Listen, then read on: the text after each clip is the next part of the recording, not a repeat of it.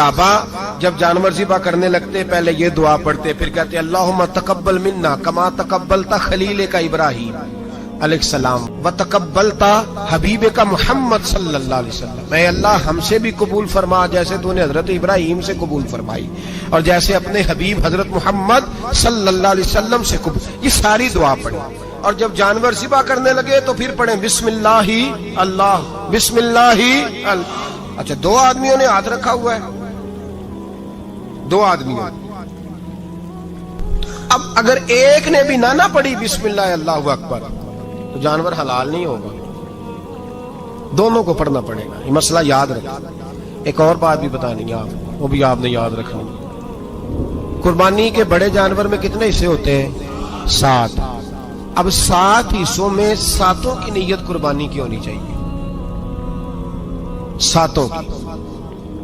6 حصے ڈال گئے، جو چلے تھوڑے سے زیادہ امیر لوگ نہیں تھے، نارمل تھے، انہوں نے 6 حصے ڈال لیے۔ 7واں امیر آدمی تھا، اس کو جا کے کہا یار ایک حصہ نہیں مل رہا تو چل تو نے تو 2-3 بکرے لیے ہوئے ہیں تو بھی شامل ہو جا۔ اس نے پہلے تو کہا نہیں یار میں نے اب لے لی ہے، پھر جب اصرار کیا تو کہا چلو ٹھیک ہے بڑے گوشت کا قیمہ کرا لیں گے۔ تو اس طرح کرو ڈال لو میرا بھی حصہ۔ اب 6 کی نیت قربانی کی، 7ویں کی گوشت کی، کسی کی بھی قربانی نہیں ہوگی، گئے سارے۔ اب اس کے لیے شرط کیا ہے کہ اس کو بھی آپ، اصل میں ہمیں مسائل نہیں آتے، نہ ہم سیکھتے ہیں نہ پتہ کرتے ہیں، پھر خرابی ہوتی ہے۔ اب اس سے کہیں کہ یار قربانی سے پہلے اپنی نیت کا اعادہ کر، اپنی نیت کا اعادہ کر، بتا کہ تیری نیت کیا ہے، اگر غلط ہے تو صحیح کر لے، تاکہ سب کی قربانی تو بتا۔ یہ جو تو رکھ رہا ہے قربانی تو کس کی قربانی کر رہا ہے؟ دادا جی کے نام کی، ابا جی کے نام کی، اپنے پیر کے نام کی، استاد کے نام کی، یا رسول پاک صلی اللہ علیہ وسلم کے نام، نبی پاک کے نام کی؟ اس سے پوچھیں، اور جو وہ نیت بتائے اس نیت کی دعا ہوگی، اس کی طرف سے کہا جائے گا اے اللہ اس کی طرف سے اسے قبول۔ میری بات کی سمجھ آ رہی ہے میرے عزیزوں کو؟ اور اس ارادے کے ساتھ قربانی، اگر ایک کی بھی نیت خراب ہو گئی تو مسئلہ بگڑ گیا۔ اس لیے ان مسائل کو، اور نبی پاک کے نام کی جو قربانی ہوگی، سبحان اللہ، میں کرامات کا زیادہ قائل نہیں، ہم کرامات کے نہیں کیفیات کے قائل ہیں، کیفیات کی۔ اور دین ویسے بھی لفظوں کا نام نہیں کیفیت کا نام ہے۔ میرے حصہ فرمایا کرتے تھے ہم کرامت سے زیادہ کیفیت کے قائل ہیں۔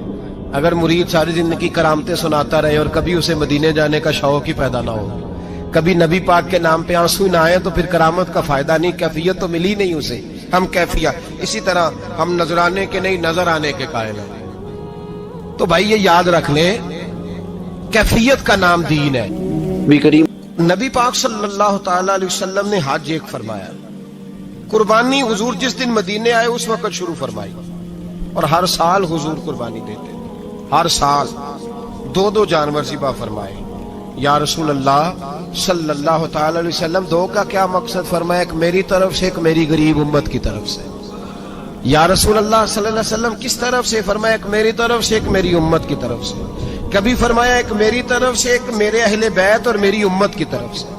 2 جانور حضور نے ذبح فرمائے، اور پھر میرے حبیب پاک صلی اللہ تعالی علیہ وسلم کے غلام مولا علی شیر خدا، ابن ماجہ کی روایت ہے، حضرت علی شیر خدا فرماتے ہیں کہ نبی پاک علیہ الصلوۃ والسلام 2 جانور ذبح کرتے تھے۔ خود حضرت علی کی جب باری آئی تو انہوں نے بھی 2 فرمائے۔ تو صحابہ نے پوچھا کہ علی 2 کیوں؟ 2 کس لیے؟ تو حضرت علی رضی اللہ تعالیٰ عنہ فرمانے لگے مجھے میرے حبیب نے وصیت فرمائی تھی کہ علی تو نے 2 کرنے، ایک اپنی طرف سے کیا کرنا، ایک میری طرف سے کرنا۔ تو میں ایک اپنی طرف سے دیتا ہوں، ایک اپنے نبی پاک کی طرف سے دیتا ہوں صلی اللہ علیہ۔ 2 جانور۔ آپ لوگوں نے سنی ہوئی ہے یہ بات کہ مہینہ کھانا نہیں پکتا تھا حضور کے گھر میں۔ حضرت عائشہ فرماتی ہیں 3 چاند اور 3 سورج کٹھے کبھی نہیں دیکھے جب ساتھ روٹی بھی کھائی ہو، یعنی 3 دن مسلسل کبھی کھانا نہیں کھایا۔ قربانیاں کتنی دیں؟ بولیے۔ حضرت علی شیر خدا کا مکان کوئی نہیں اپنا، کوئی گھر نہیں بنایا۔ مولا کائنات شیر خدا، میں نے یہ بات پھر دوہرا رہا ہوں، پہلے بھی میں نے عرض کی تھی، پکا کرنے کے لیے دوہرا رہا ہوں۔ حضرت علی کا کوئی کاروبار نہیں بظاہر، بی بی صاحبہ فرماتی ہیں کہ کئی ہفتے صرف سرکہ اور کھجوریں، قربانیاں کتنی؟ اسی سارے صاحب لان ٹورے ہیں کہ ساڑھے تے لگ دیئے کہ نہیں پکا۔ اور پھر جب بات ہوتی ہے دینے کی تو ماحول اور ہوتا ہے، جب لینے کی باری ہوتی ہے تو ماحول اور ہوتا ہے۔ قربانی واجب ہے اس شخص پر جس کے پاس 52.5 تولے چاندی یا 7.5 تولے، لیکن میں 7.5 تولے والا فتویٰ نہیں دیتا، میں 52.5 تولے چاندی والا فتویٰ دیتا ہوں، اس لیے کہ 52.5 تولے چاندی تو شاید تولہ یا 1.5 تولہ سونے کے برابر ہی ہو جائے، ٹھیک ہے نا جی؟ تو 7.5 تولے سونا 50-60 ہزار روپیہ جس آدمی کے اکاؤنٹ میں موجود ہے وہ قربانی کرے۔ بلکہ امام شافعی رحمۃ اللہ علیہ فرمایا کرتے تھے جس نے 3 کمروں کو تالا لگایا ہوا ہے وہ 3 کمرے فارغ ہیں، اس کے کسی کام کے نہیں، ان کی قیمت کا حساب لگائے، چھت پہ سٹور بنا دیا ہے کوئی مطلب نہیں اس کا، اور جو ویسے رکھے ہوئے ہیں کوئی معنی ہی نہیں کمرے کا، فرماتے تھے حساب لگائے قربانی کرے۔ رب کریم کی بارگاہ میں دینے کا جب معاملہ آیا تو تم گول کر گیا کام۔ میرے رسول کائنات سرور عالم صلی اللہ علیہ وسلم کا جب اپنے لیے چیزیں استعمال کرنے کا ماحول ہے تو محبوب پاک علیہ الصلوۃ والسلام نے مہینہ روٹی نہیں پکائی۔ یہاں جو آدمی ہر جمعرات کو 4 کلو بکرے کا گوشت پکاتا ہے اور ہر تیسرے دن مرغی کا گوشت لاتا ہے، وہ قربانی کی باری آتی ہے تو کہتا ہے میرے پہ لگتی نہیں، وہ ٹھیک ہے ابا جی لے آئے، ابا جی کی طرف سے قربانی ہے، اس دفعہ ابا جی کی، اگلی دفعہ اماں جی کی، اس سے اگلی دفعہ دادی جی کی۔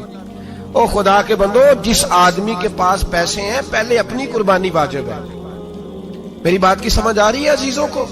جو آدمی صاحب استطاعت ہے پہلے کس کی قربانی کرے گا؟ وہ کمائی کرتا ہے، اس کے اپنے اکاؤنٹ میں تنخواہ آتی ہے، ابا جی کے اکاؤنٹ میں نہیں آتی۔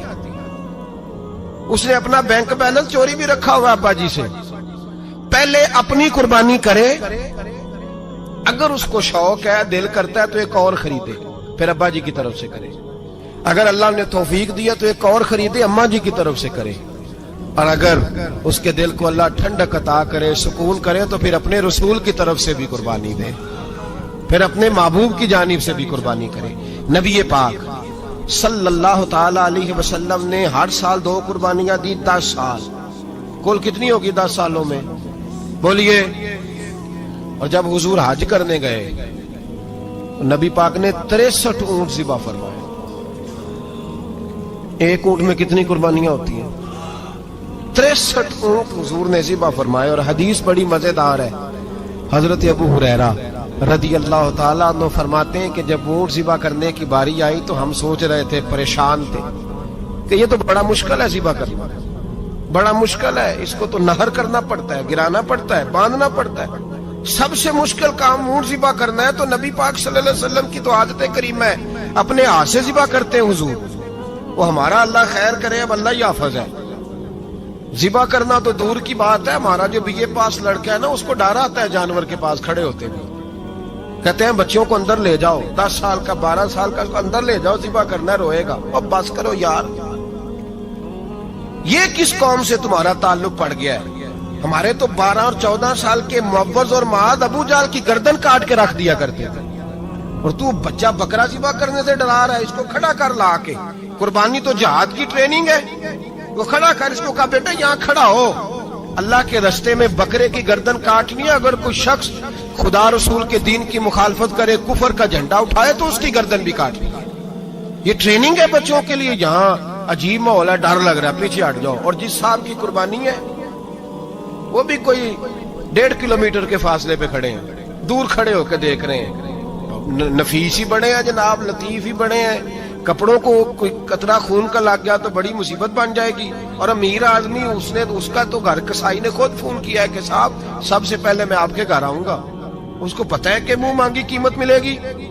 مہربانی فرمائیں، قربانی میرے رسول پاک صلی اللہ علیہ وسلم سے زیادہ نفاست والی طبیعت کسی کی نہیں۔ صحابہ کہتے ہیں اتنا حسین محبوب کا انداز تھا کہ کبھی کپڑوں پہ مکھی بھی نہیں بیٹھی تھی، اور حضور سے ہم سلام لیتے تھے، دست مبارک چومتے تھے تو ہمارے ہاتھوں سے کستوری کی خوشبو آنے لگتی تھی۔ اور فرماتے ہیں نبی پاک کا ہاتھ یوں ہوتا تھا کہ برف بھی اتنی ٹھنڈی نہیں جتنا پیارا حضور کا ہاتھ ٹھنڈا ہوتا تھا۔ پھر بھی حضور دست مبارک میں خنجر پکڑتے، جانور کو لٹاتے اور اپنی طامت کو سمیٹتے اور اللہ کے حبیب گھٹنا رکھتے اس کی گردن پر اور بسم اللہ اللہ اکبر کہہ کے ذبح فرماتے.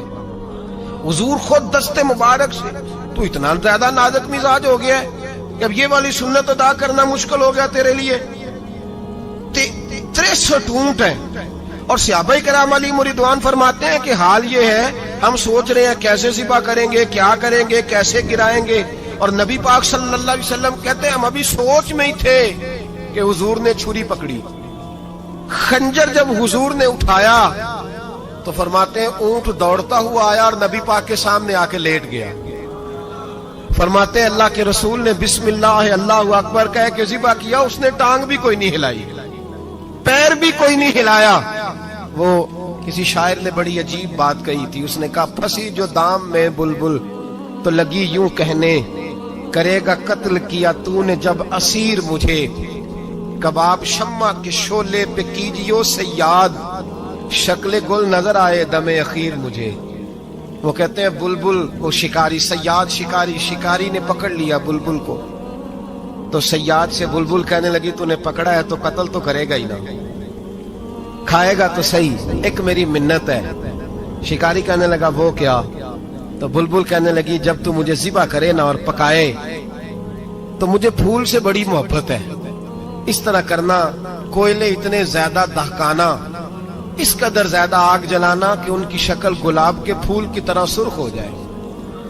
تو جب تو مجھے ان پر جلائے گا تو مجھے تکلیف نہیں ہوگی, اس لیے کہ محبوب کا چہرہ جو سامنے آ جائے گا مجھے تکلیف نہیں ہوگی. پھنسی جو دام میں بلبل تو لگی یوں کہنے کرے گا قتل کیا تو نے جب اسیر مجھے, کباب شمع کے شعلے پہ کیجیو صیاد او شکل گل نظر آئے دم اخیر مجھے.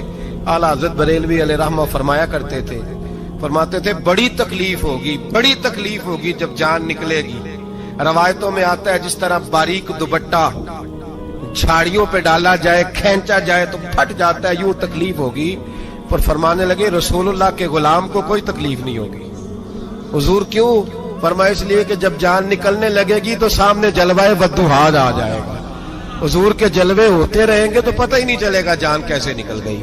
پھنسی جو دام میں بلبل. تو صحابہ فرماتے ہیں کہ اونٹ دوڑتا ہوا آیا, حضور کے سامنے آ کے لیٹا, نبی پاک نے ذبح فرمایا اور فرماتے حد ہو گئی. حضور نے توجہ فرمائی تو دوسرا دوڑتا ہوا آ گیا, تیسرا آ گیا.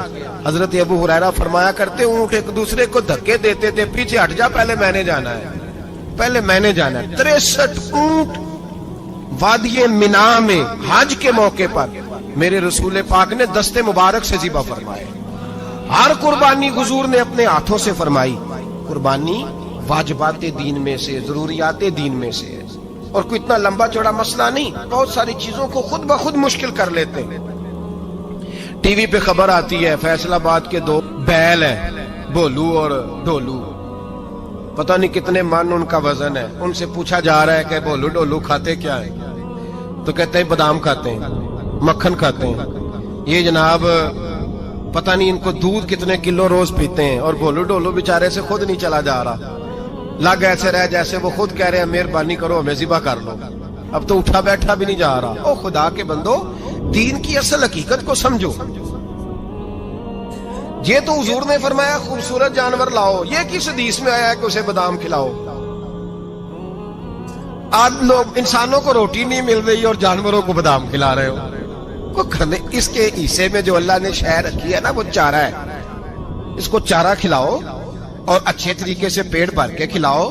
جانور کو پیٹ بھر کے چارہ کھلایا جائے تو جتنی اس کی طبیعت ہوتی ہے اس حساب سے وہ صحت مند ہو جاتا ہے. باقی یہ تو آپ کسی شخص کو اتنا کھلا دیں کہ اس کا پیٹ اتنا بڑا ہو جائے, پھول جائے, تو وہ بیچارہ تکلیف میں آئے گا کہ نہیں آئے گا؟ یہ کس قسم کا ماحول ہے؟ ایک بکرا بکا لاہور میں اور سیٹھوں نے شرطیں لگائی ہوئی ہیں, میں 5 لاکھ کا لایا ہوں تو میں 9 لاکھ کا. یہ کیا چکر ہوا؟ مجھے اتنا کھلایا جی اس کو فلاں چیز. یہ کس نے کہا ہے کھلانے کا؟ بادام کھانا کس حدیث میں آیا؟ کس صحابی نے اپنے بکرے کو بادام کھلائے؟ کس نے مکھن کھلایا؟ کس نے پیڑے کھلائے؟ بس کرو, عجیب تماشا لگ گیا. اور یہاں تو اتنی بری حالت ہو گئی ہے کہ عورتیں ناچنے لگی ہیں قربانی کے جانوروں کے آگے, بیبیاں بیچنے لگی ہیں. اللہ کے غضب کو آواز نہ دو, یہ قربانی ہے کہ ہر چیز کا، مذہب کی ہر شے کا مذاق بنا دیا ہے۔ جس دین نے عورت کی اپنی قربانی بھی ہو تو اس کو ذبح کرنے کی اجازت نہیں دی، مرد ذبح کرے گا۔ جو دین کہتا ہے کہ عورت ذبح نہیں کرے گی، وہ عورت بیچ سکتی ہے لا کے جانور؟ یہاں جس کا میں نے رمضان میں بھی کہا تھا، پھر بات دہراتا ہوں، سارا سال ناچتے گاتے ہیں اور عید کا موقع آتا ہے تو 2-4 مولوی بٹھا کے وہ دین سکھانا شروع کر دیتے ہیں۔ کوئی پتہ ہی نہیں، کوئی خبر ہی نہیں۔ جس بوتل میں کل تک شراب بک رہی تھی اسی میں دودھ پلاؤ گے؟ جس برتن میں کل تک پیشاب تھا اس میں آج لوگوں کو شہد پلاؤ گے؟ بس کرو، یہ مذاق نہیں، یہ رسول اللہ کا دین ہے۔ نبی پاک سید عالم صلی اللہ تعالی علیہ وآلہ وسلم نے کوئی ذمہ عورت کے کوئی چیز نہیں لگائی ایسی جس میں اسے مردوں کے ساتھ شامل ہونا پڑے، اور عورت سمجھ ہی نہیں رہی کہ یہ اس کی تذلیل ہے، عزت نہیں۔ صابن بک رہا ہے تو ساتھ بی بی کھڑی ہے، شیمپو بک رہا ہے تو عورت اس کی جو ہے وہ ایڈ دے رہی ہے۔ یہ عزت ہے عورت کی؟ رسوا کر دیا تم نے ہر شے میں عورت۔ اب قربانی کا جانور بھی بی بی بیچے گی؟ غیرت کہاں گئی اس قوم کی؟ میرے رسول پاک سرور دو عالم صلی اللہ تعالی علیہ وسلم کو کسی نے آ کے کہا فلاں قبیلے کے لوگوں نے عورت کو سربراہ بنایا ہے، عورت کو آگے لگا لیا ہے، فرمایا تباہ ہو گئے وہ لوگ، انہوں نے عورتوں کو اپنے آگے پیشوا بنا لیا۔ جس رب نے عورت کو نبوت نہیں دی، امامت کرنے کا حق نہیں دیا، کس چکر میں لوگ پڑ گئے؟ 5 لاکھ کا جانور کس لیے لائے ہو؟ 5 لاکھ کا تفاخر کے لیے، دکھانے کے لیے؟ تو اگر 50,000 کا 60,000 کا بھی جانور لاتا تو اچھا آ جاتا، اور 50,000 کا جانور لائے تو 5 لاکھ میں کتنے آتے ہیں بولے؟ تو 10 جانور ذبح ہوں گے تو کتنے غریبوں تک گوشت جائے گا، کتنے گھروں کا بھلا ہوگا؟ ہر چیز کا چکر الٹا کر دیا گیا ہے۔ اور یہ صرف حج کے لیے ہوتی تو میرے رسول پاک ہر سال قربانی نہ کرتے، اور میرے نبی پاک قربانی دینے کا حکم۔ ایک اور بات بڑی لوگ پوچھنے لگے، کہتے جی گائے کی ہوتی ہے، بھینس کی بھی ہوتی ہے کہ نہیں؟ چلو جی اب نئی بات نکل آئی۔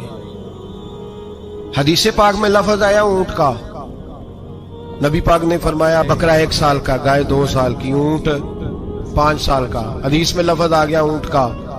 آپ کو بندہ کہے پہلے بتائیں نارکا کے مادہ کا، تو میں کدھر سے آپ کو حدیث نکال کے دوں جس میں نر بھی اور مادہ علیحدہ علیحدہ ہو؟ حدیث پاک میں ذکر آ گیا دمبے کا، مینڈے کا۔ اب باقی جو سارے جاگ رہے ہیں نا، اب غور فرمائیں، باقی ایک بکرا ہے، ایک چترا ہے، ایک دمبا ہے، ایک دیسی بکرا ہے، ایک پہاڑی بکرا ہے، تو علیحدہ علیحدہ لفظ کہاں سے نکال کے دیے جائیں؟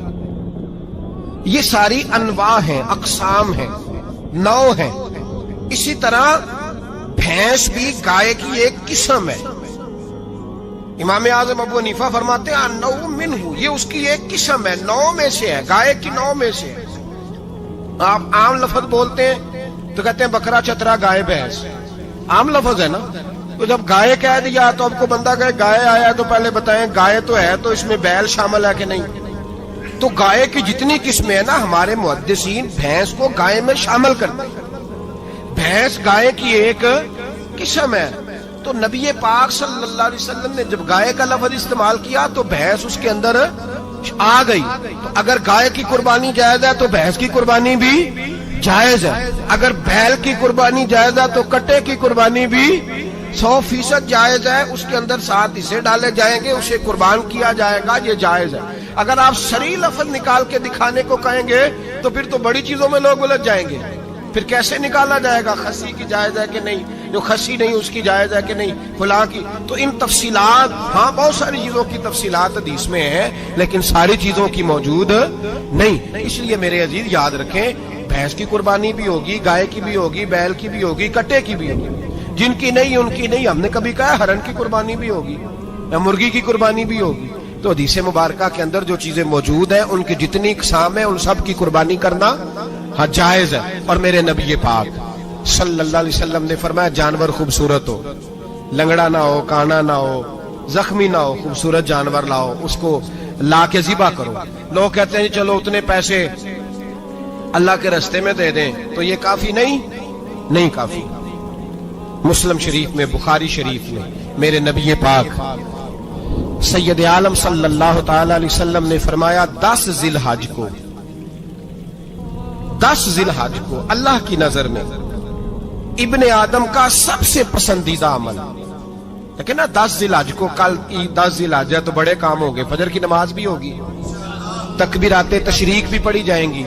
آج فجر سے شروع ہو گئی نا، 9 کی فجر سے لے کر 13 کی عصر تک تکبیرات تشریق پڑھی جائیں گی. اللہ اکبر، اللہ اکبر، لا الہ الا اللہ واللہ اکبر، اللہ اکبر وللہ الحمد، اللہ اکبر، اللہ اکبر، لا الہ الا اللہ واللہ اکبر، اللہ اکبر وللہ الحمد، اللہ اکبر، اللہ اکبر، لا الہ الا اللہ واللہ اکبر، اللہ اکبر وللہ الحمد.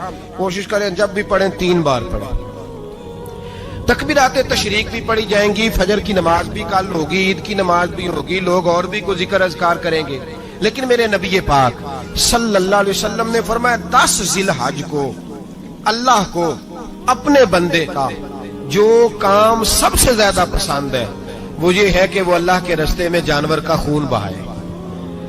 حالانکہ نمازیں بھی ہیں، اذکار بھی ہیں، تکبیرات بھی ہیں، سارا کچھ ہے، پر اللہ کو سب سے زیادہ کیا پسند ہے؟ جانور کو قربان کرنا. یہ اللہ کو بڑے خوبصورت لفظ نبی پاک علیہ السلام نے فرمایا، قربانی کا جانور قیامت کے دن اپنے سینگوں اور کھروں سمیت آئے گا، اور جس نے قربانی کی ہوگی اس کی بخشش کروا کے اسے جنت میں لے کر جائے گا.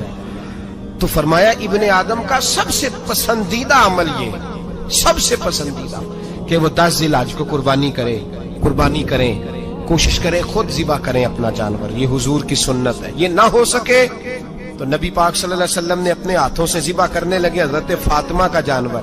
تو فرمایا فاطمہ ادھر آ کے اس کے پاس کھڑی ہو جاؤ، میں تمہارا جانور ذبح کرنے لگا. اپنے جانور کے پاس کھڑے ہو. میرے جو بھائی ذبح کرنے کا کام کرتے ہیں نا، قصاب ہم کہتے ہیں، سارے قصاب نہیں ہوتے، بہت سارے لوگ یہ سعادت حاصل کرتے ہیں اور بڑی نیکی کا کام کرتے ہیں، اللہ انہیں بڑی بہترین جزا عطا فرمائے گا، بڑا خیر کا کام کرتے ہیں. لیکن چونکہ رش ہوتا ہے ایسے لوگوں کے پاس، تھوڑی جلدی بھی ہوتی ہے، پہلے تو کوشش کریں تکبیر خود ڈالیں. یہ نہیں ہو سکتا تو قریب کھڑے ہوں. ہمارے ہاں ایک رواج یہ بھی ہے کہ 2 بندے ہاتھ رکھتے ہیں، ذبح وہ کر رہا ہوتا ہے تو جس کی قربانی ہوتی ہے اس کو کہتے ہیں تو بھی ساتھ ہاتھ رکھ. ہوتا ہے نا جی بہت ساری جگہوں. اب حکم یہ ہے شریعت اسلامیہ کا کہ جب جانور ذبح کریں گے تو پڑھیں گے بسم اللہ اللہ، بسم اللہ اللہ. ہاں نبی پاک صلی اللہ علیہ وسلم نے لمبی دعا پڑھی، صحابہ بھی لمبی دعا، انی وجہت وجہی للذی فطر السماوات والارض حنیفا وما انا من المشرکین، یہ بھی پڑھا. اور پھر میرے رسول پاک صلی اللہ علیہ وسلم نے یہ بھی کہا کہ اللہ میری طرف سے قبول فرما، میری امت، میری اہل بیت کی طرف سے قبول فرما.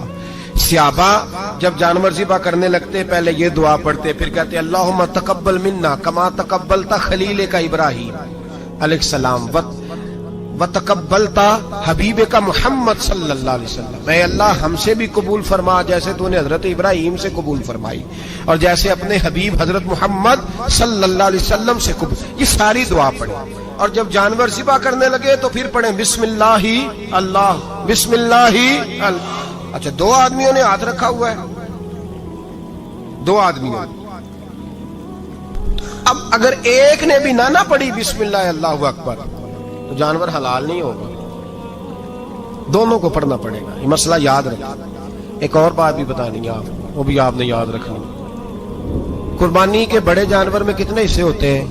7. اب 7 حصوں میں 7 کی نیت قربانی کی ہونی چاہیے.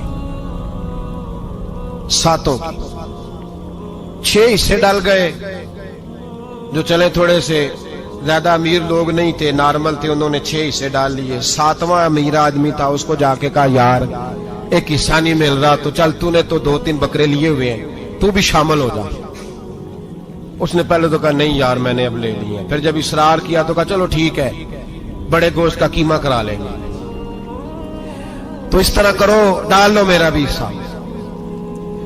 اب 6 کی نیت قربانی کی، 7ویں کی گوشت کی، کسی کی بھی قربانی نہیں ہوگی،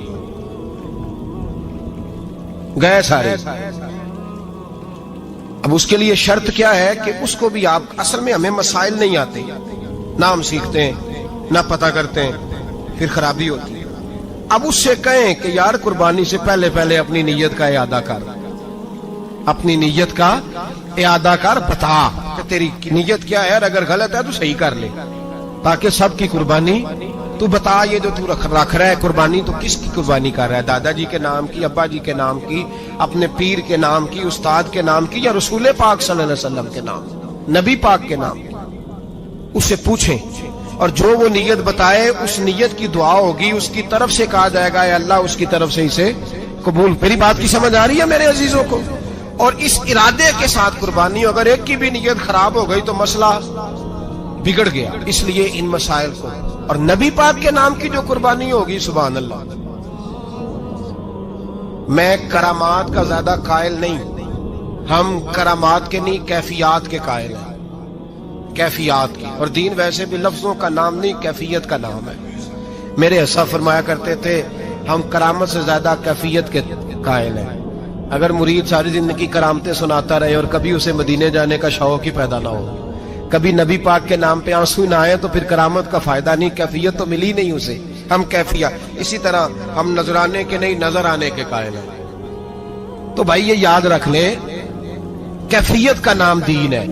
نبی کریم علیہ الصلوۃ والسلام بائی دبے ایک قضائے حاجت کے لیے ایک باغ میں تشریف لے گئے. حضور باغ کے اندر داخل ہوئے ہی تھے، اونٹ بندھا ہوا تھا. تو حضرت ابو درداء رضی اللہ تعالیٰ عنہ کہتے ہیں وہ اونٹ نے حضور کی طرف دیکھا تو اس نے رونا شروع کر دی. اصل میں دکھ پوچھنے والا کو ملے تو پھر ہی رونے کا مزہ آتا ہے. ہر جگہ تو دکھ سنایا بھی نہیں جا سکتا. ایسا ملے نا جو دکھ پوچھنے والا ہو، تسلی تشفی دینے والا ہو، جس کے کندھے پہ سر رکھ کے بندہ دیر تک روئے. اونٹ رونے لگا تو حضرت ابو درداء رضی اللہ تعالیٰ عنہ فرماتے ہیں نبی کریم علیہ السلام اس کی طرف بڑھے، حضور نے اس کی پشت پر ہاتھ رکھا تو وہ اور زیادہ رونے لگا. پھر میرے محبوب نے اپنے کان مبارک اس کے منہ کے قریب کیے تو اس نے کوئی بات کی. محبوب نے فرمایا بلاؤ نا اس کے مالک کو کہاں ہے. وہ جب آیا تو حضور صلی اللہ علیہ وسلم نے فرمایا کہ تم اسے اس کی ضرورت سے زیادہ اس پر وزن رکھتے ہو، اسے اذیت دیتے ہو، تکلیف پہنچاتے ہو. پھر حضور علیہ السلام نے فرمایا اسے کھانا اور پانی وقت پر نہیں دیتے، دھوپ چھاؤں کا خیال نہیں رکھتے. اور آخری لفظ حدیث کے محبوب فرمانے لگے تم اس کے بارے میں اپنے رب سے نہیں ڈرتے، اس کے حقوق کے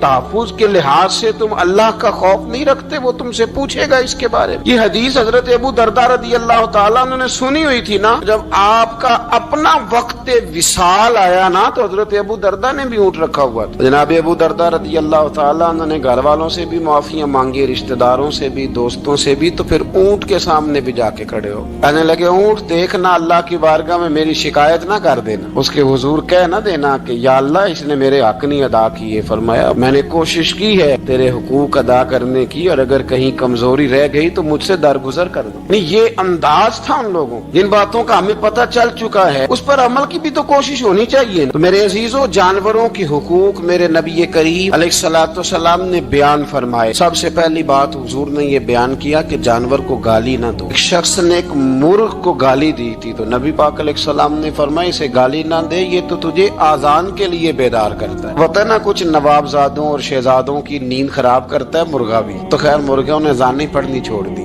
تکلیف کی بات ہے، خوشی کی بات نہیں، درد کی بات، یہ اذیت کی بات. یعنی وہ وطن بھی کو وطن ہے جس میں اذان کی آواز ہی نہ آئے، وہ دیش بھی کو دیش ہے. ہم جا کے اب بسنے لگے ہیں ٹاؤنوں کے اندر، سوسائٹیوں کے اندر جہاں اذان کی آواز ہی نہیں آتی. کچھ جگہ ہے جہاں اذان کی آواز ہی نہ آئے. ہمارے ہاں جو غریب لوگ ہوتے ہیں نا وہ گدا ریڑھی پہ دفعہ سبزی بیچتے ہیں. یہ ہمارے آج کل کنو بہت زیادہ ہے مارکیٹ میں، تو میں دیکھتا ہوں کہ سڑک کے اوپر گدے کو بھی کھڑا کیا ہوا، اس لیے کہ اب وہ اسی کے اوپر سارا دن رکھیں گے اس کو، اور شام تک جب تک بکے گا نہیں اس بیچارے کی خلاصی نہیں ہوگی. نبی پاک صلی اللہ علیہ وسلم نے فرمایا کہ جانور کو سواری بناؤ، کرسی نہ بناؤ. دو صحابہ بیٹھے تھے گھوڑے کے اوپر، ایک ادھر بیٹھا تھا ایک ادھر بیٹھا تھا، دونوں آپس میں باتیں کر رہے تھے. جس طرح ہمارے زمانے میں جو نئی نئی کار خریدتا ہے نا تو اس کا بھی کوئی واقف مل جائے تو وہ روڈ کے اوپر کھڑے ہو کے بات کرتا ہے، چونکہ روڈ تو اس نے الاٹ کرایا نا اپنے نام. تو میرے جیسا آدمی کئی دفعہ پیچھے ہو بھی نا، تو ایک دن بچہ مجھے کہنے لگا کہ زور سے ذرا ہارن دی. تو میں نے کہا یار اس کے پاس نئی نئی دولت آئی ہے تو مطلب اس کو ہارن نہ دے، پتہ نہیں کہاں سے بولے گا، تو اس کا تو کچھ نہیں بگڑے گا تو ہمارے لیے مسئلہ بنے گا. یہ ارج نہیں، اب یہ کھڑا ہے تو کھڑا، یہ اس کو لوگ چودراہٹ سمجھتے ہیں. یہ چودراہٹ نہیں ہوتی، اس سے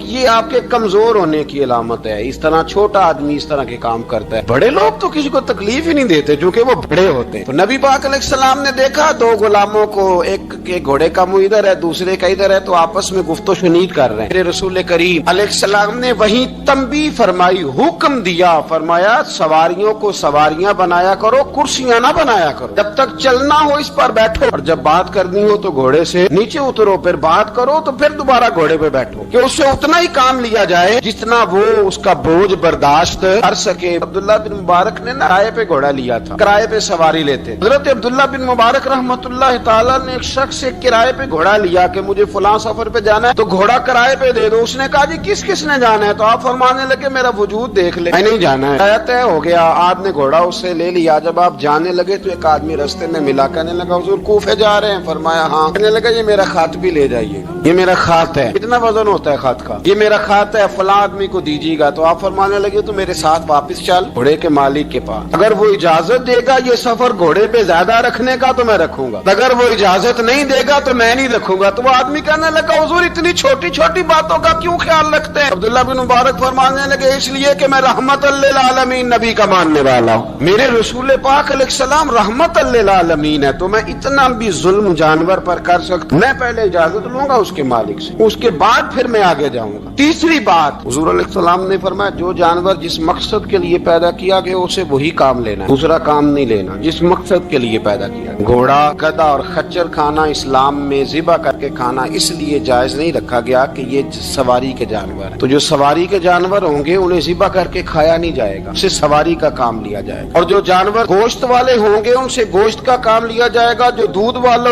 होंगे उससे दूध का काम लिया जाएगा। बुखारी मुस्लिम में मौजूद है, नबी पाक अलैहिस्सलाम फरमाते हैं एक शख्स ने बैल पर सवारी कर ली, उसने सवारी कर ली और जब वो थोड़ा सा आगे गया ना तो बैल अपना मुंह पीछे करके कहने लगा मैं सवारी के लिए नहीं पैदा किया गया। अल्लाह ने उसे जुबान अता फरमाई और बैल बोल पड़ा, कहने लगा मुझे हाल के अंदर जोत ले, ये काम मुझसे ले ले, लेकिन तू मेरे ऊपर सवारी नहीं कर सकता। सवारी के लिए अल्लाह ने घोड़े पैदा किए, ऊंट, गधे और खच्चर पैदा किए हैं। जो जानवर जिस मकसद के लिए होगा उससे वही काम लिया जाएगा। एक बात और करने लगा हूँ, जरा सख्त है, जानवरों को लड़ाना हराम है। हजरत अब्दुल्ला इब्ने मसूद रदी अल्लाह ताला अन्हु रवायत बयान करते हैं, फरमाया लानती है वो शख्स जानवरों को आपस में लड़ाता है, वो लानती है जो जानवरों को आपस में। मैं और आप उस मुल्क में रहते हैं जहाँ करोड़ों रुपए की शर्तें लगती हैं जानवरों की लड़ाई, जानवरों को अजियत दी जाती है, तकलीफ दी जाती है, कबूतर उड़ाए जाते हैं और इनाम उसको मिलता है जिसका कबूतर देर के बाद आए। कबूतरबाज कबूतर को बैठने नहीं देता। ये हराम है, शरीयत इस्लामिया में हराम है जानवरों का लड़ाना और उनको एक दूसरे के खिलाफ उभारना हराम है, दीन में मना किया गया है। अब जानवर को अगर पालेंगे भी तो उस हद तक पालेंगे कि जिस हद तक उसको किसी अजियत में मुब्तला न किया जाए। कुत्तों की लड़ाई कराई जाती है, मुर्गों की लड़ाई कराई जाती है, जानवरों को अजियत पहुंचती है, बैलों की लड़ाई होती है, सींग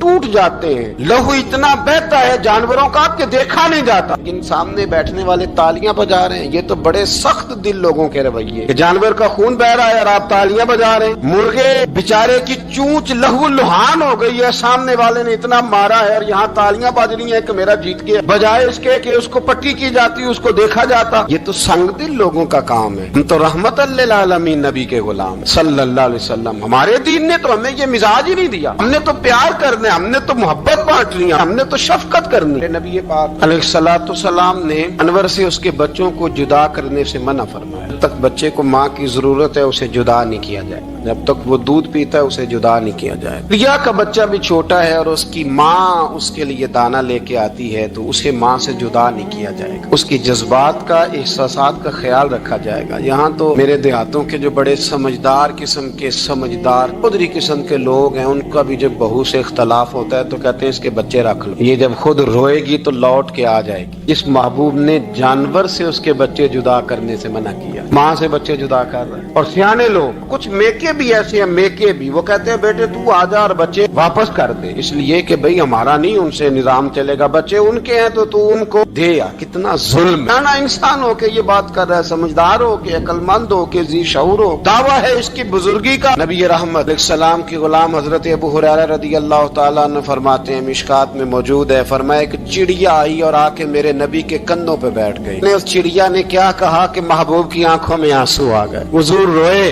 फटाफट हुजूर उठे, फरमाया कौन इस اس کے بچے اٹھا کے لایا؟ اس نے اس کے بچے اٹھائے، کون ہے جلدی بتاؤ۔ حضرت ابو ہریرہ کہتے ہیں کہ صحابی ہے کہ یا رسول اللہ میں ذرا پسند آ گئے تھے تو میں اٹھا لایا ہوں۔ حضور نے فرمایا اسے واپس کر دو، نہ یہ میری بارگاہ میں شکایت کر رہی ہے تو قیامت میں بھی تیری شکایت کرے، جا وہیں رکھ کے آ جہاں سے تو اٹھا کر کے لایا تھا۔ میرے دوستو، دین اتنے اعلیٰ حقوق بیان کرے جانوروں کے، اور انسان اس سے آگے بڑھ کے انسانوں کے ساتھ سلوک کرے۔ ہم نہ سیاست سے بادشاہی لینا چاہتے ہیں، سیاستدانوں کے اپنی جیب سے اشتہار چھپوا کے بادشاہی لینا چاہتے ہیں، ڈیرا بنا کے بادشاہی لینا، نہ بادشاہی تو رحم کرنے سے ملتی، بادشاہی تو شفقت کرنے سے ملتی، بادشاہیاں تو اللہ کی مخلوق سے پیار کرنے سے ملتی۔ بادشاہیاں، امام احمد بن حنبل رحمۃ اللہ تعالی علیہ فرماتے، میں نے ایک محدث کا تذکرہ سنا کہ وہ میرے محبوب کی حدیثیں بیان کرتے ہیں، تو کہتے ہیں میں شوق علم میں ان کی بارگاہ میں پہنچا، جب میں گیا تو کتے کو کھانا کھلا رہے ہیں، میں نے سلام لی تو انہوں نے جواب تو دیا پر کوئی اتنی توجہ نہیں کی میری طرف۔ میرے دل میں خیال آئی محدث ہیں اور کتے کے ساتھ اتنا پیار کر رہے ہیں، میری طرف دیکھا ہی نہیں۔ تو فرماتے ہیں وہ کتے کو کھانا کھلا کے فارغ ہوئے تو میری طرف دیکھ کے کہنے لگے، احمد بن حنبل، میرے علاقے میں کتے نہیں رہتے، کتے دوسرے شہر میں زیادہ پائے جاتے ہیں، یہ بھوکا تھا تو ادھر آ گیا تھا، اور تمہیں حضور علیہ السلام کی وہ حدیث تو پتہ ہوگی، نبی پاک نے فرمایا جو کسی کے ساتھ امید لگائے اور وہ آدمی اس کی امید پوری کرنے پر قادر ہو پھر بھی امید پوری نہ کرے، قیامت کے دن اللہ اس کی بھی بہت ساری امیدیں پوری نہیں کرے گا، اسے سزا ملے گی۔ امید پوری کرنے پر قادر تھا، مجبور نہیں تھا، پر پوری نہ کی تو اسے قیامت کے دن سزا ملے گی۔ فرمایا یہ کتا امید لگا کے آیا تھا میرے گھر میں کھانے کی، اگر میں پوری نہ کرتا تو پھر حضور کی اس حدیث پر عمل کیسے ہوتا، اور پھر مجھے حدیثیں بیان کرنے کا مطلب کیا سمجھ میں آتا۔ امام احمد بن حنبل رحمۃ اللہ تعالی علیہ فرماتے ہیں میں نے کہا استاد جی اجازت دے دیں، کہا کدھر آئے تھے، کہا حضور جس کام آیا تھا نا وہ میرا بڑا ہی اچھا ہو گیا، وہ بڑا شاندار ہو گیا، جو حدیث بھی آپ نے بیان کر دی، اور صرف بیان نہیں کی، آپ نے تو عمل کر کے بھی دکھا دیا، آپ نے تو اس حدیث پر منوان عمل کر کے بھی دکھا دی۔ جانور کے ساتھ حسن سلوک کرنا، اس کے ساتھ پیار کرنا۔ کچھ جانور موذی ہوتے ہیں، شریعت نے انہیں مارنے کی اجازت دی ہے، اجازت دے دیا، جو جانور تکلیف دیتا ہے، اذیت دیتا ہے، اسے مارا جا سکتا ہے، لیکن جانور کے حقوق کا لحاظ کرنا، اس پر رحم کھانا، اس پر توجہ دینا، ان چیزوں کو سمجھتے نہیں امیر ملت۔ اور اگر میں کہوں بانی پاکستان تو میں ٹھیک کہوں گا، بانی پارٹ تھا ایک اس وقت انگریزوں کا بڑا، جماعت علی شاہ صاحب محدث علی پوری بھی پاکستان کی تحریک چلا رہے تھے اور قائد اعظم بھی چلا رہے تھے، تو لارڈ نے قائد اعظم سے کہا تھا کہ قائد اعظم مجھے تیری سیاست سے اتنا ڈر نہیں آتا جتنا جماعت علی شاہ کے دین سے ڈر آتا، اتنا مجھے، میں آن دی ریکارڈ بات کر رہا ہوں ذمہ داری کے ساتھ، کہ تیری سیاست سے میں اتنا نہیں ڈرتا جتنا جماعت علی شاہ کے دین سے ڈرتا، اس لیے کہ یہ جب دین کا نام لے کے پاکستان کی بات کرتا ہے تو لوگوں پہ جادو طاری کر دیتا ہے، اس لیے میں تیری سیاست سے زیادہ اس کے دین سے ڈرتا ہوں۔ پیر ملت پیر جماعت علی شاہ صاحب ابو العرب بھی کہا جاتا، ان زمانوں میں عرب میں غربت آئی تو یہاں سے ہندوستان سے چندے اکٹھے کر کر کے پیر جماعت علی شاہ صاحب لے جایا کرتے۔ مدینہ شریف میں آج بھی جماعت منزل موجود، پیر صاحب کی اپنی رہائش تھی، ملت پیر جماعت علی شاہ صاحب نہ مدینے میں گزر رہے تھے تو بڑے بڑے مرید ساتھ تھے، اس زمانے میں لوگ ہاتھوں میں چھڑی رکھا کرتے، جانور اکثر ہوتے تھے تو چھڑیاں ہاتھوں میں ہوتی تھیں، تو پیر صاحب گزر رہے تھے، بوڑھے آدمی تھے، ساتھ تھے، تو ایک کتا دوڑا دوڑا آ گیا، وہ پیر صاحب کے قریب سے گزرنے لگا تو ایک مرید نے نہ کتے کی ٹانگ پہ ڈنڈا مارا، پچاڑ جا کپڑوں کو نہ لگ جانا، تو چونکنے لگا، رونے لگا، جب بھاگا نا تو لوگ کہتے ہیں ہم نے عجیب منظر دیکھا، 100 سال کے پیر جماعت علی شاہ صاحب پگڑی ہاتھ میں پکڑی اور کتے کے پیچھے بھاگنا شروع کر، دوڑ کے کتے کو اٹھا کے لائے اور یوں اس کو سینے سے لگایا، پیر صاحب نا اس کتے کو اپنی رہائش گاہ پہ لے گئے، اپنی پگڑی کھول کے نا تو اس کی پٹی کی، پھر دودھ کا پیالہ اس کے آگے رکھا، کتے نے دودھ پی لیا تو پیر جماعت علی شاہ صاحب نے ہاتھ باندھے لگے، مدینے کے کتے بھی پاک کی بارگاہ میں میری شکایت نہ کر دیں، حضور کی بارگاہ میں شکایت نہ کرنا کہ یا رسول اللہ یہ آتے حاضری دینا ہمیں تکلیف دیتے ہیں، شکایت نہ کرنا مصطفیٰ کریم کی بارگاہ میں نے نہیں اسے کہا تھا، اس سے بھول ہو گئی، میں معافی مانگتا ہوں۔ میرے عزیزو، وہاں درد تھا، وہاں سوز تھا، وہاں پیار تھا، وہاں محبت تھی، لیکن ہمارے رویے انسانوں کے حق میں تو کیا جانوروں کے حق میں سخت سے سخت تر ہوتے جا رہے ہیں۔ ہم نے اپنے شوق سے جانور لڑانے شروع کر دیے، کبوتر اڑانے شروع کر دیے، تباہی پر تباہی کا ماحول ہم فراہم کرتے جا رہے ہیں۔ ان سے پیار کریں، ان کو آسانی دینے کی کوشش کریں۔ کچھ لوگ ایسے ہوتے ہیں جو بیچارے بائی نیچر ہی کچھ پریشانیوں کا شکار ہوتے ہیں، اور قرآن مجید نے جو ارشاد فرمایا نا کہ کچھ لوگ نفس کی خواہش کو اپنا خدا بنا لیتے ہیں، تو وہ بلا وجہ بھی بہت ساری باتیں کرتے ہیں جن کا کوئی وجود نہیں ہوتا۔ عورت کو حقوق دلانے کے لیے بہت سارے لوگ بہت ساری غلط باتیں کرتے ہیں۔ جو لوگ یہاں سے کسی کو لے جاتے تھے نا دبئی دھوکہ دے کے، اور لے جاتے تھے یورپ میں، عرب ممالک میں دھوکہ دے کے لے جاتے تھے، تو وہ بھی کوئی خواب ہی تو دکھاتے تھے، تو اتنے لاکھ تنخواہ ہوگی، اتنا کچھ ہوگا، وہاں جا کے پتہ چلتا تھا کہ جیب سے بھی دینے پڑیں گے کچھ۔ بہت سارے لوگ ایسے ہوتے ہیں، وہ سارے خوبصورتی کے نام پر ہی دھوکہ دیتے ہیں۔ آپ کو پتہ ہے کہ جو آدمی کسی کو لالچ دیتا ہے تو کسی کو لوٹنے کے لیے اسے لالچ دینا بڑا ضروری ہوتا ہے۔ لوگ پہلے لالچ دیتے ہیں پھر لوٹتے ہیں، پہلے مکمل لالچ دیتے ہیں، یہ چیز مل جائے گی، یہ چیز مل جائے گی، لوگ مکمل لالچ دیتے ہیں، اس کے بعد پھر لوٹتے ہیں۔ اور اگر لالچ نہ دیں تو کوئی آدمی قابو آئے گا؟ لوگ لوٹتے ہیں لالچ دے کر۔ اچھا، اب وہ جو جس کو لالچ دیا جا رہا ہوتا ہے وہ کہہ رہا ہوتا ہے کہ نہیں نہیں تمہیں نہیں پتا، وہ اس وقت ماننے کو تیار نہیں ہوتا، وہ کہتا ہے اتنی خوبصورت باتیں کر رہا ہے، اتنی اچھے پیغام دے رہا ہے، تم میرے دشمن ہو، تم مجھے منع کر رہے ہو۔ ہوش تب آتی ہے کہ جب سب کچھ لٹ جاتا ہے۔ عورت کو ویسے بھی قابو کرنا بڑا آسان ہوتا ہے۔ اعلیٰ حضرت بریلوی رحمۃ اللہ علیہ فرماتے ہیں بیٹیاں نازک شیشیاں ہوتی ہیں، ان کو تو ذرا سی چوٹ لگے تو ٹوٹ جاتی ہیں۔ دیکھیں کتنا بڑا جملہ کہا بریلی کے امام، نازک شیشیاں ہیں، ذرا کوئی آدمی گمراہ کرتا ہے، ذرا خراب کرتا ہے۔ اب دیکھیں نا، یہ جو بچیوں کو بچے مس گائیڈ کرتے ہیں، انہیں بڑے بڑے خواب دکھاتے ہیں، وہ بیچاری ماں باپ کو چھوڑ کے، بہن بھائی کو چھوڑ کے اس کے ساتھ شادی کرتی ہے، پھر جو اس کا بعد میں اشر ہوتا ہے، آپ ادلیاں نو سردار پہن تکے تے شرما والیاں نو جھوٹے ڈولیاں دے۔ پھر وہ بیچاری ماں باپ رکھتے نہیں، وہ ظلم کرتا ہے، تو کتنی بڑی تکلیف میں وہ بچی آ جاتی، نازک شیشی ہوتی ہے نا تو ٹوٹ جاتی۔ یہی حال اب جدید خواتین اور یہ جو کچھ اینکر پرسن ہیں، یہ اصل میں نا یہ آپ کو سیاست سکھاتے ہیں، لیکن یہ مادر پیدر آزاد لوگ ہیں، بالکل آزاد۔ یہ تو علماء شور نہ کریں، بات نہ کریں، گفتگو نہ کریں، مشائخ بات نہ کریں، اور یہ جو کچھ سنجیدہ اور دینی طبقہ ہے یہ کوئی شور نہ کرے، یہ تو روڈوں پہ ننگے ہو کے آ جائیں معاذ۔ خوفناک نظریہ رکھتے ہیں یہ لوگ۔ عورت کو کہتے ہیں تیرے حقوق ہم تجھے لے کے دیں گے، مثلاً وہ کون سا حق ہے جو تم نے لے کے دینا ہے؟ میرے نبی کریم صلی اللہ علیہ وسلم اس کو بیٹی بھی بنایا ہے، اس کو بہن بھی بنایا ہے، اس کو ماں بھی بنایا ہے، اسے بیوی کا عالی شان رتبہ بھی عطا فرمایا ہے۔ اور چونکہ بیٹی کا بھی حق بڑا بیان کیا جاتا ہے، بہن کا بھی، ماں کا بھی، اور بیوی کے معاملے میں لوگ سمجھتے ہیں کہ زیادہ بات نہیں کرنی چاہیے، شاید مسئلہ خراب ہو جائے۔ حالانکہ نبی پاک صلی اللہ تعالیٰ علیہ وسلم نے بیوی کے بارے میں پتہ کیا فرمایا؟ فرمایا جب تم نکاح کر لیتے ہو تو اپنا ایمان محفوظ کر لیتے ہو۔ اب میں اس کی شرح نہیں کرتا، آپ خود کر لیجئے گا کہ وہ ایک ایسی شخصیت ہوتی ہے کہ جس کی موجودگی میں آپ کا ایمان محفوظ ہے۔ اب میں نہیں سمجھتا کہ اس سے بڑی بات کوئی اور ہو سکتی ہے، جس کی موجودگی میں آپ کا ایمان، اور بھائی یہ حدیث پاک عرض کر رہا ہوں، نکاح جب کوئی کر لے تو اس نے اپنا ایمان مکمل کر لیا، اس کا معنی یہ ہوا کہ آپ کا ایمان محفوظ ہے اس کی موجودگی میں۔ تو اس سے زیادہ بھی، یعنی ایمان سب سے قیمتی چیز ہے نا، تو اس کے محفوظ ہونے کی وجہ حضور نے نکاح بیان کر دی۔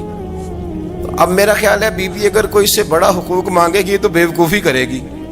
اتنا بڑا درجہ نبی کریم نے اسے عطا کر دی، اتنا بڑا مقام دے دیا کہ تو خامند کے ایمان کے محفوظ ہونے کا ذریعہ بن گئی ہے۔ عورت کو جو حقوق رسول کریم صلی اللہ تعالی علیہ وسلم نے عطا فرمائے، نبی پاک نے جو حقوق دیے، دیکھیں نا، حضرت عبداللہ ابن عمر رضی اللہ تعالیٰ عنہ کی اہلیہ بیمار تھی، تو جلدی جلدی سے وہ آئے، تو جب بہت جلدی ہو، سفر بڑا شدید تھا، تو آپ نے جلدی سے نماز ادا کی، جلدی سے چلے۔ آپ کے خادم کہنے لگے حضور خیریت ہے؟ فرمایا میری بیوی بیمار ہے۔ تو اس نے عرض کی حضور آپ کی اہلیہ بیمار ہے، تو آپ نے نماز بھی جلدی سے پڑھی، سفر بھی جلدی جلدی کیا۔ تو فرمانے لگے یہ وہ چیزیں ہیں جو ہمیں مدینے والے رسول نے سکھائی ہیں۔ آپ اس کیفیات کو سمجھیں کہ حضور صلی اللہ علیہ وسلم نے درس دیا۔ اور پھر ایک اور بہت بڑی بات، یہ فضیلت کسی اور کو نہیں دی، جو عورت کو حضور نے فضیلت دی یہ فضیلت کسی اور کو نہیں دی۔ کبھی حضور نے فرمایا کہ تمہارا ابا تمہارے ساتھ بہت سخت رویہ کرے تو تم نے اس کو اس سختی پر داد دینی ہے؟ فرمایا چلو اگر وہ زیادتی بھی کرے تو تم نے اس کے ساتھ سلوک اچھا ہی کرنا ہے۔ لیکن آپ ایک بات کو سمجھے نا کہ بچے کے بارے میں، بیٹے کے بارے میں، بیٹی کے بارے میں فرمایا 10 سال کے ہو کے نماز نہ پڑھیں تو سختی کرو، تمہارا ڈنڈا بھی لٹکنا چاہیے۔ بہت ساری جگہوں پہ بہت سارے لوگوں کے لیے سختی کا حکم دیا، لیکن عورت کے لیے حضور نے جو جملے کہے، اصل میں ہم سمجھتے ہیں کہ یہ ایک بات ہے، مشہور ہو گئی ہے روایت حدیث، تو بس اس کے پس منظر پر اور جملوں کے حسن پر شاید معاذ اللہ غور کرنے کی ضرورت نہیں۔ ذرا اس لفظ کی تاثیر پر غور کریں۔ حضور نے فرمایا عورت ٹیڑھی پسلی سے پیدا کی گئی ہے، یہ ٹیڑھی ہے، کو سیدھا کرنے کی کوشش کرو گے تو ٹوٹ جائے گی۔ تو حضور پھر ہمارے لیے حکم کیا ہے؟ فرمایا جیسی ہے تم اسی کے ساتھ نبھا کرو۔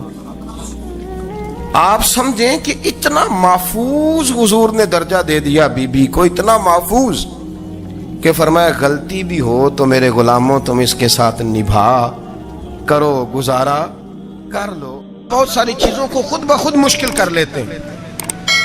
ٹی وی پہ خبر آتی ہے فیصل آباد کے 2 بیل ہیں، بولو اور ڈولو، پتہ نہیں کتنے من ان کا وزن ہے۔ ان سے پوچھا جا رہا ہے کہ بولو ڈولو کھاتے کیا ہیں؟ تو کہتے ہیں بادام کھاتے ہیں، مکھن کھاتے ہیں۔ یہ جناب پتہ نہیں ان کو دودھ کتنے کلو روز پیتے ہیں، اور بولو ڈولو بیچارے سے خود نہیں چلا جا رہا، لگ ایسے رہے جیسے وہ خود کہہ رہے ہیں مہربانی کرو ہمیں ذبح کر لو، اب تو اٹھا بیٹھا بھی نہیں جا رہا۔ او خدا کے بندو، دین کی اصل حقیقت کو سمجھو۔ یہ تو حضور نے فرمایا خوبصورت جانور لاؤ، یہ کس حدیث میں آیا ہے کہ اسے بادام کھلاؤ؟ آج لوگ انسانوں کو روٹی نہیں مل رہی اور جانوروں کو بادام کھلا رہے ہو۔ اس کے حصے میں جو اللہ نے شے رکھی ہے نا وہ چارہ ہے، اس کو چارہ کھلاؤ اور اچھے طریقے سے پیٹ بھر کے کھلاؤ۔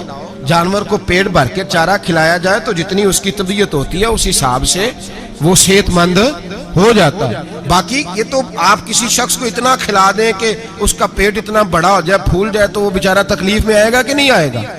یہ کس قسم کا ماحول ہے؟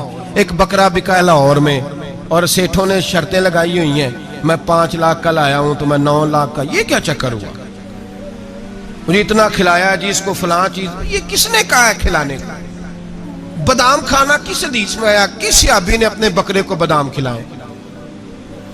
کس نے مکھن کھلایا؟ کس نے پیڑے کھلائے؟ بس کرو، عجیب تماشا لگ گیا ہے۔ اور یہاں تو اتنی بری حالت ہو گئی ہے کہ عورتیں ناچنے لگی ہیں قربانی کے جانوروں کے آگے، بیبیاں بیچنے لگی ہیں۔ اللہ کے غضب کو آواز نہ دو، یہ قربانی ہے کہ ہر چیز کا، مذہب کی ہر شے کا مذاق بنا دیا ہے۔ جس دین نے عورت کی اپنی قربانی بھی ہو تو اس کو ذبح کرنے کی اجازت نہیں دی، مرد ذبح کرے گا۔ جو دین کہتا ہے کہ عورت ذبح نہیں کرے گی، وہ عورت بیچ سکتی ہے اللہ کے جانور؟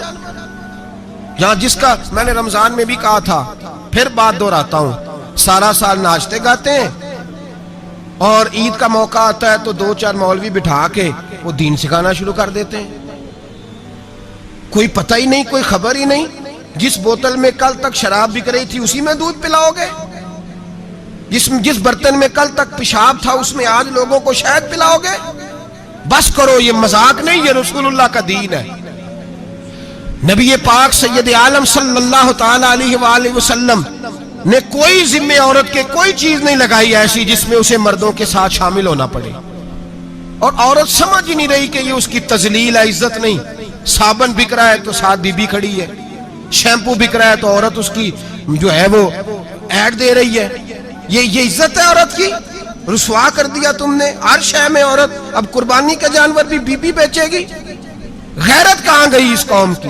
میرے رسول پاک سرور دو عالم صلی اللہ تعالی علیہ وسلم کو کسی نے آ کے کہا فلاں قبیلے کے لوگوں نے عورت کو سربراہ بنایا ہے، عورت کو آگے لگا لیا ہے۔ فرمایا تباہ ہو گئے وہ لوگ انہوں نے عورتوں کو اپنے آگے پیشوا بنا لیا۔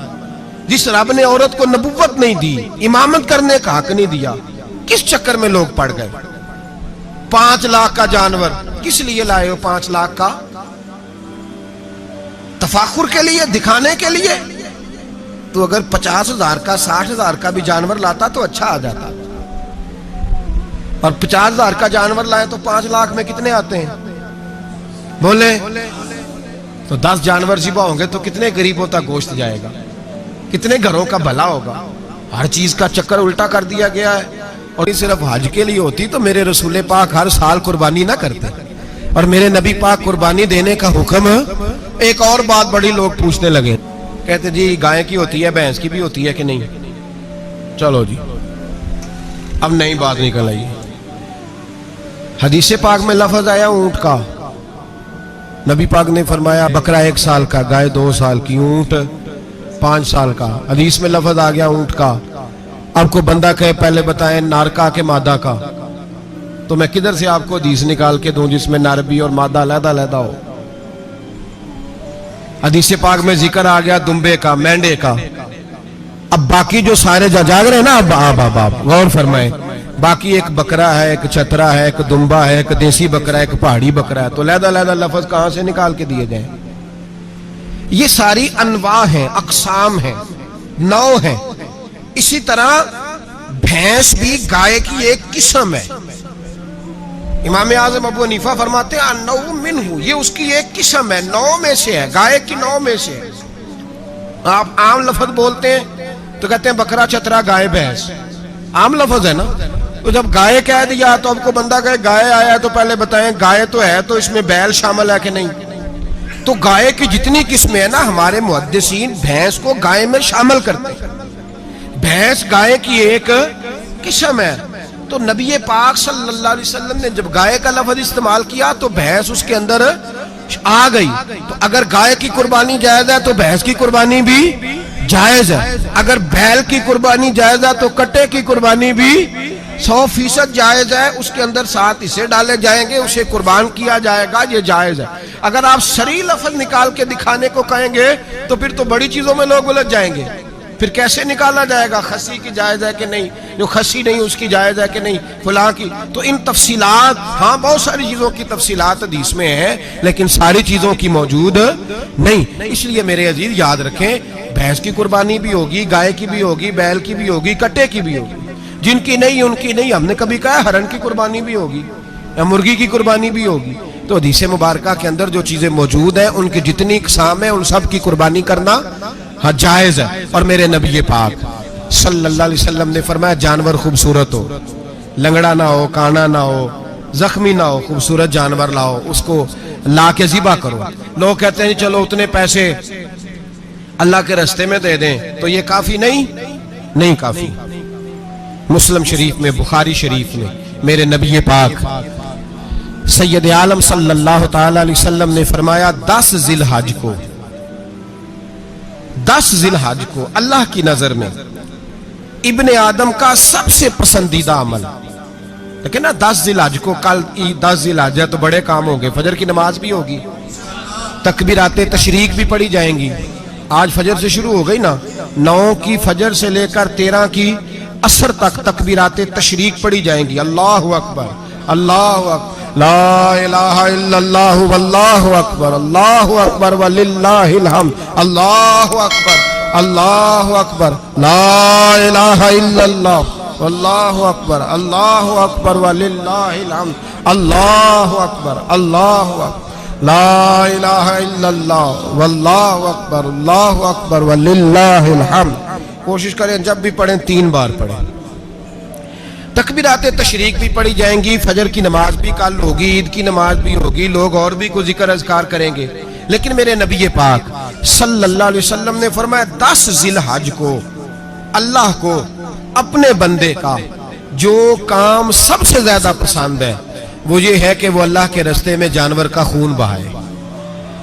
حالانکہ نمازیں بھی ہیں, اذکار بھی ہیں, تکبیرات بھی ہیں, سارا کچھ ہے, پر اللہ کو سب سے زیادہ کیا پسند ہے؟ جانور کو قربان کرنا. یہ اللہ کو بڑے خوبصورت لفظ نبی پاک علیہ السلام نے فرمایا قربانی کا جانور قیامت کے دن اپنے سینگوں اور کھروں سمیت آئے گا, اور جس نے قربانی کی ہوگی اس کی بخشش کروا کے اسے جنت میں لے کر جائے گا. تو فرمایا ابن آدم کا سب سے پسندیدہ عمل یہ, سب سے پسندیدہ, کہ وہ 10 ذی الحج کو قربانی کرے. کوشش کریں خود ذبح کریں اپنا جانور، یہ حضور کی سنت ہے۔ یہ نہ ہو سکے تو نبی پاک صلی اللہ علیہ وسلم نے اپنے ہاتھوں سے ذبح کرنے لگے حضرت فاطمہ کا جانور، تو فرمایا فاطمہ ادھر آ کے اس کے پاس کھڑی ہو جاؤ، میں تمہارا جانور ذبح کرنے لگا ہوں۔ اپنے جانور کے پاس کھڑے ہوں۔ میرے جو بھائی ذبح کرنے کا کام کرتے ہیں نا، قصاب ہم کہتے ہیں، سارے قصاب نہیں ہوتے، بہت سارے لوگ یہ سعادت حاصل کرتے ہیں اور بڑی نیکی کا کام کرتے ہیں، اللہ انہیں بڑی بہترین جزا عطا فرمائے گا، بڑا خیر کا کام کرتے ہیں، لیکن چونکہ رش ہوتا ہے ایسے لوگوں کے پاس، تھوڑی جلدی بھی ہوتی ہے، پہلی تو کوشش کریں تکبیر خود ڈالیں، یہ نہیں ہو سکتا تو قریب کھڑے ہوں۔ ہمارے ہاں ایک رواج یہ بھی ہے کہ 2 بندے ہاتھ رکھتے ہیں، ذبح وہ کر رہا ہوتا ہے تو جس کی قربانی ہوتی ہے اس کو کہتے ہیں تو بھی ساتھ ہاتھ رکھ، ہوتا ہے نا جی بہت ساری جگہوں۔ اب حکم یہ ہے شریعت اسلامیہ کا کہ جب جانور ذبح کریں گے تو پڑھیں گے بسم اللہ اللہ، بسم اللہ اللہ۔ ہاں نبی پاک صلی اللہ علیہ وسلم نے لمبی دعا پڑھی، صحابہ بھی لمبی دعا، انی وجہت وجہی للذی فطر السماوات والارض حنیفا وما انا من المشرکین، یہ بھی پڑھا۔ اور پھر میرے رسول پاک صلی اللہ علیہ وسلم نے یہ بھی کہا کہ اللہ میری طرف سے قبول فرما، میری امت میری اہل بیت کی طرف سے قبول فرما۔ صحابہ جب جانور ذبح کرنے لگتے پہلے یہ دعا پڑھتے، پھر کہتے اللہم تقبل منا کما تقبلت خلیل کا ابراہیم علیہ السلام وتقبلت حبیب کا محمد صلی اللہ علیہ وسلم، اے اللہ ہم سے بھی قبول فرما جیسے تو نے حضرت ابراہیم سے قبول فرمائی اور جیسے اپنے حبیب حضرت محمد صلی اللہ علیہ وسلم سے قبول۔ یہ ساری دعا پڑھیں اور جب جانور ذبح کرنے لگے تو پھر پڑھیں بسم اللہ اللہ، بسم اللہ اللہ۔ اچھا 2 آدمیوں نے ہاتھ رکھا ہوا ہے، 2 آدمیوں نے، اب اگر ایک نے بھی نہ پڑھی بسم اللہ اللہ اکبر تو جانور حلال نہیں ہوگا، دونوں کو پڑھنا پڑے گا، یہ مسئلہ یاد رکھیں۔ ایک اور بات بھی بتانی ہے آپ کو، وہ بھی آپ نے یاد رکھنی ہے۔ قربانی کے بڑے جانور میں کتنے حصے ہوتے ہیں؟ 7۔ اب 7 حصوں میں 7 کی نیت قربانی کی ہونی چاہیے، 7 کی۔ 6 حصے ڈال گئے، جو چلے تھوڑے سے زیادہ امیر لوگ نہیں تھے، نارمل تھے، انہوں نے 6 حصے ڈال لیے۔ 7واں امیر آدمی تھا، اس کو جا کے کہا یار ایک حصہ نہیں مل رہا تو چل تو نے تو 2-3 بکرے لیے ہوئے ہیں تو بھی شامل ہو جا۔ اس نے پہلے تو کہا نہیں یار میں نے اب لے لی ہیں، پھر جب اصرار کیا تو کہا چلو ٹھیک ہے بڑے گوشت کا قیمہ کرا لیں گے، تو اس طرح کرو ڈال لو میرا بھی حصہ۔ اب 6 کی نیت قربانی کی، 7ویں کی گوشت کی، کسی کی بھی قربانی نہیں ہوگی، گئے سارے۔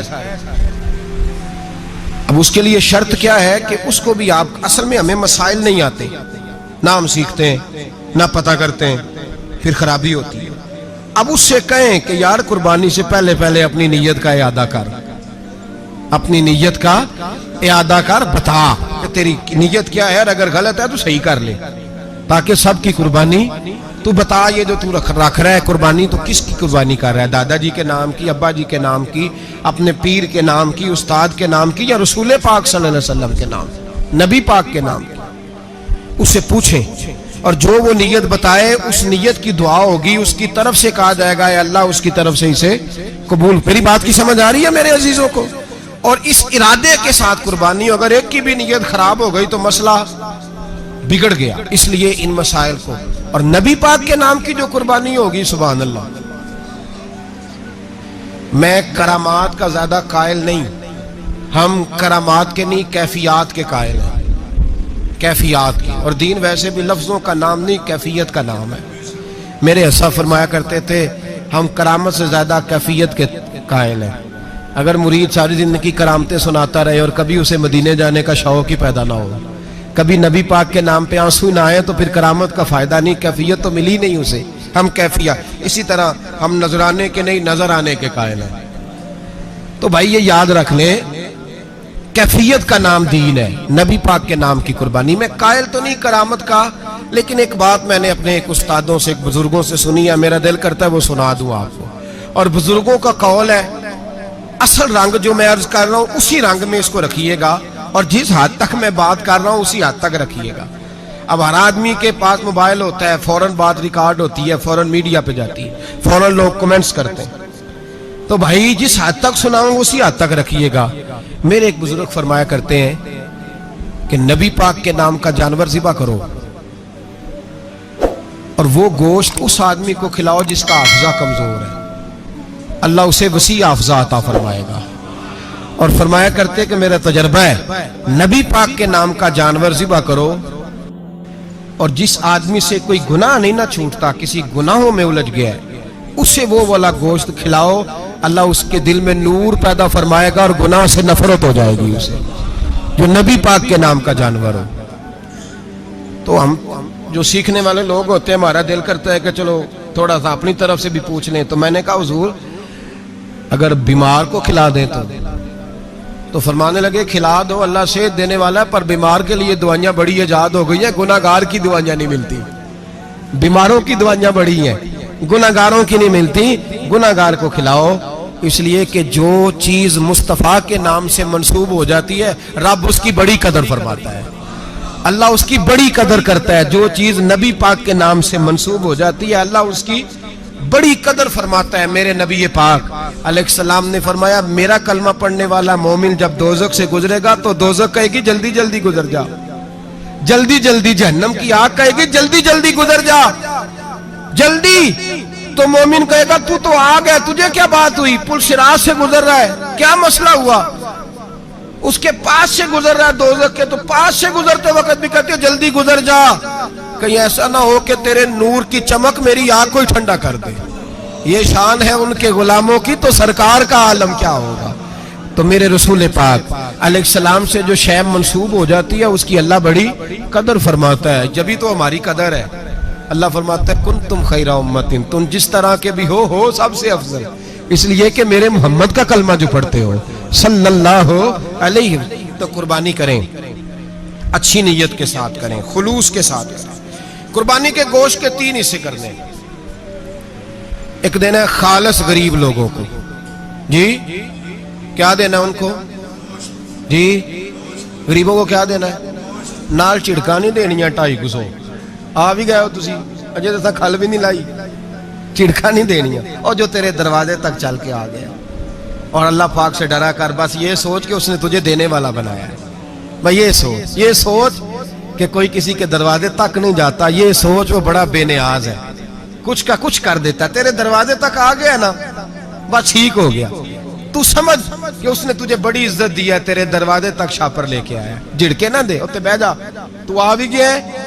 ایسے نہ کر, ایسے نہ کر بالکل. بس جو آ گیا ہے نا اس کو عزت دے, وقار دے. غریب کو گوشت دینا ہے, 7 جھڑکے نہیں دینی. اور اس کو بڑی عجیب بات ہے, چوہدری صاحب بیٹھے ہوئے ہیں, 2 پنکھے چل رہے ہیں, اور انہوں نے جناب بڑا صوفہ رکھا ہوا ہے اور ٹپ میں گوشت رکھا ہوا ہے, اور غریب آدمی لائنوں میں لگے ہوئے ہیں. تھوڑی دیر کے بعد میں چائے پینی, بس کر یار بس کر, بے پرواہی وے ایک سجن دی جتھے کسے دی پیش نہ جاوے, انہیں تاجاں والے در در رولے تے منگتے ہیں تخت بٹھاوے.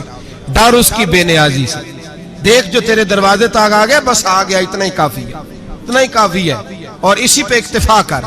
اور کسائی سے بھی میری گزارش ہے کہ فٹافٹ ذبح کرنا ہے, اگلے گھر بھی جانا ہے. جانور میں ابھی جان ہوتی ہے تو کھلڑی اتارنی شروع کر دیتے ہیں, یہ ظلم ہے. جس محبوب نے فرمایا ہے کہ جانور کے سامنے جانور ذبح نہ کرو, جنہوں نے کہا کہ جانور کے سامنے چھری تیز نہ کرو, انہوں نے تمہیں کیسے اجازت مل گئی ہو. بھائی کچھ نہیں ہوتا, اللہ خیر کرے گا. اور آپ بھی کسائی کی منت کریں, لڑائی نہیں کریں, گزارش کریں, کہیں ذرا ٹھہر جا یار, 2 منٹ ٹھہر, ٹھنڈا ہونے دیں اسے, ٹھنڈا ہونے دیں. زندہ آدمی کی کھال اتاریں تو کتنی تکلیف ہوتی ہے. اتنا ظلم میں نے دیکھا, اسی وقت اس نے لٹکا دیا, پیر کاٹنے لگ گیا. فٹافٹ نہ, ٹھنڈا ہونے دیں. نبی پاک صلی اللہ علیہ وسلم نے منع فرمایا, جانور ٹھنڈا ہو کا گوشت بنائیں اچھے طریقے سے. کچھ نہیں ہونے لگا, کوئی مسئلہ نہیں ہے ایسا. وہ جو ہمارے یہاں مشہور ہے نا, عید والے دن روزہ ہوتا ہے تو قربانی کے گوشت سے کھولنا ہے, روزہ کوئی نہیں ہوتا.